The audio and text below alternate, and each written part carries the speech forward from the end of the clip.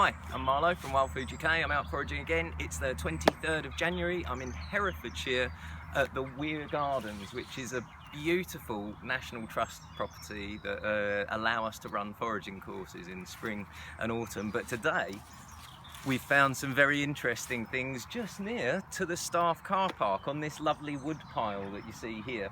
This is all fallen chestnut, I've been told. And to start off with, down here we've got one of my favourite mushrooms to find in winter. This is a mushroom that loves being frozen. It's called the velvet shank, and it's a really tasty edible. But I'm not going to talk about that one today because I've already done a video on these, and there's some even more interesting mushrooms just over here. Starting down here, we've got some older specimens. And then over here,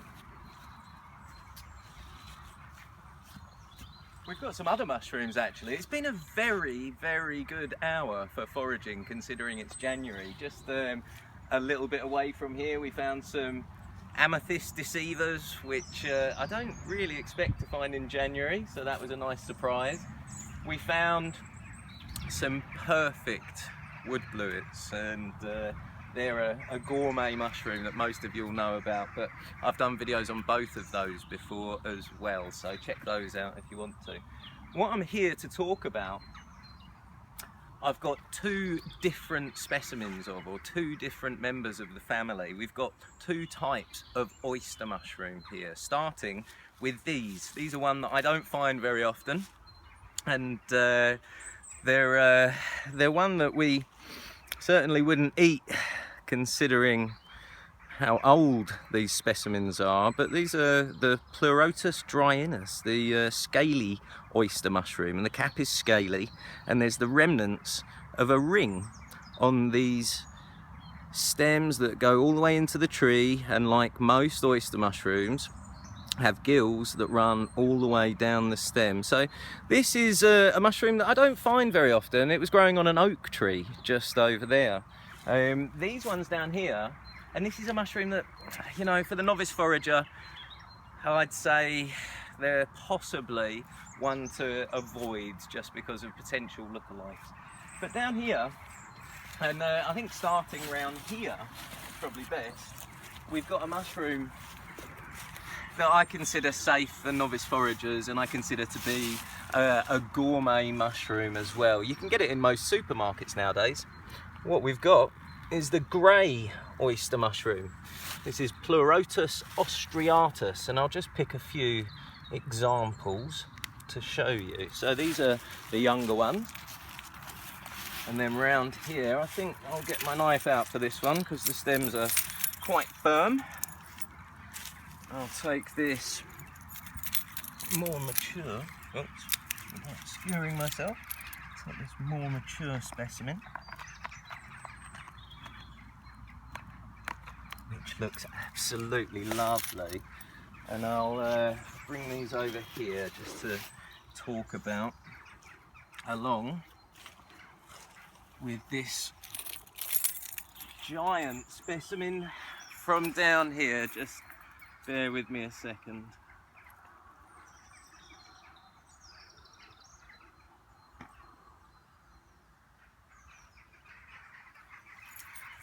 There. Now I said you get them in supermarkets, but you don't get them like this in supermarkets. The reason you get them in supermarkets though is quite interesting. They're a very easy mushroom to cultivate, and I'll talk a little bit more about that in a second. But first of all, from a forager's point of view, how do you identify them? Now, the grey oyster mushroom in the Pleurotus family is quite a big family of mushrooms. It seems to grow every year as well, as far as I find out. But the oyster mushrooms come in a variety of colours. Now the grey one is one that I consider particularly safe. There's a white version called the Pleurotus pulmonarius. That one has a potentially poisonous look-alike in the angel-winged mushroom. So the white one I don't consider perfectly safe. You also get pink and yellow ones quite rarely in the wild in Britain, but you will see them. They generally don't get quite this big. And obviously, as I said at the beginning, you can also rarely find the scaly oyster mushroom, but they all stay generally a lot smaller than this one, which means that you could also possibly mistake them for the oysterling, which is a mushroom that it's classed as inedible and could potentially make you sick. It's a mushroom that will never, though, get to any bigger than this size here. So we're talking about 3 to 4 inches in diameter on the cap. But as you can see, we've got an oyster mushroom here which is probably 15 centimeters in diameter, and one here that's pushing a foot. So, you know, size matters in the oyster mushroom family. Now, so when you've got your grey oyster or your grey shelf-looking mushroom growing out of a bit of dead wood, they're a decay fungus, so they grow out of dead wood, as you can see here. What you want to look for is that it's not a bracket. It's a mushroom that has a stem, and that stem runs down into the wood that it's growing out of. And then very strikingly, the gills, I can probably show you better on these slightly younger ones, the gills run down that stem almost all the way into the tree that they're coming out of. And then you've got the reason they get called the oyster mushroom. The wavy edge to the cap looks a lot like an oyster shell, so hence the name. Now, from a forager's point of view, they're an easy mushroom to identify, and they are lovely to cook. They've got a mild mushroomy flavour, similar to your button mushrooms in the shops, but if you cook them the right way, they've got a firmer texture, a more sort of meaty texture. If you cook the little ones like this too much, they can kind of disappear into nothing, and that's, like I say, what you get from the shops. But if you forage these lovely big ones, you get a lovely chunky bit of meaty mushroom in your stew or your fry up or your stir fry. So they are used quite a lot in Oriental cooking because of that. They're a really, really lovely mushroom to eat. But what I find more interesting about this mushroom is how easy they are to cultivate. I'm going to try and collect some spores from these mushrooms here and get them to germinate and then grow them, and if I'm successful, I'll put some other YouTube videos up about that. But they're easy to grow, and they grow on all kinds of different substrates. So we get sent photos of them growing out of people's decking or their stair risers or skirting boards. Most of these people aren't particularly happy about it, but the mushrooms will grow in almost any sort of woody type of environment, but not just that. They'll grow out of old coffee grounds as well.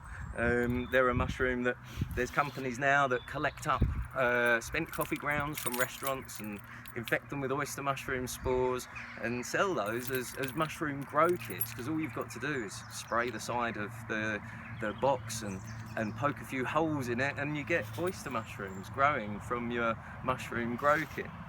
Now, the fact that these are so easy to grow kind of led a bit of a hero of mine, a guy called Paul Stamets, to do some experimenting with them. He's a mycologist, you probably have heard of him, but if not, he's pretty much the world's leading experimental mycologist.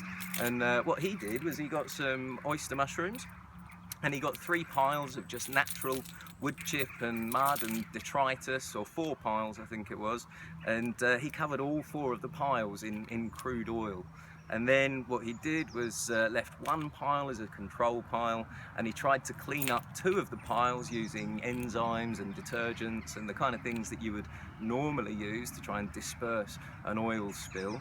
And then the 4th pile he covers in oyster mushroom spores and a tarpaulin.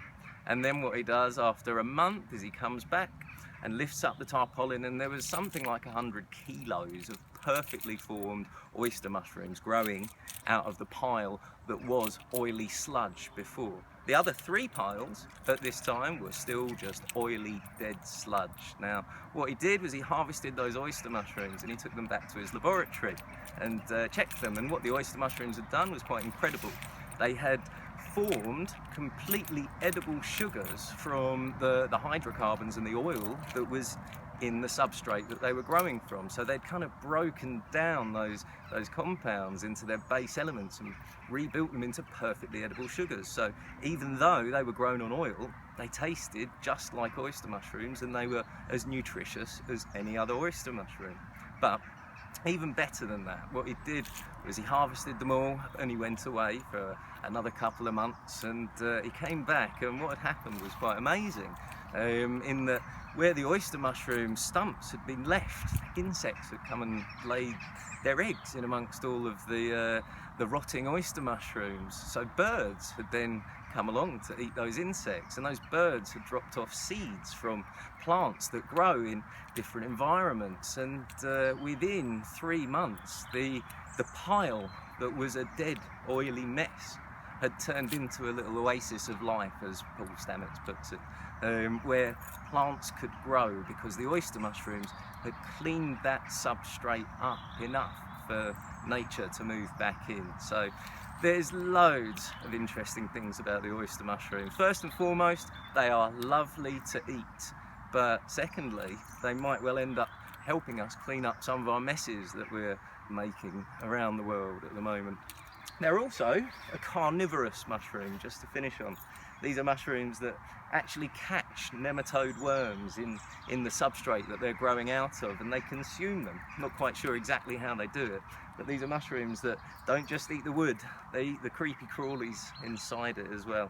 Doesn't matter to me though, because once I've collected the spores that I want from these mushrooms, I'm definitely going to eat them. So anyway, if you want to find out more, go to www.wildfooduk.com.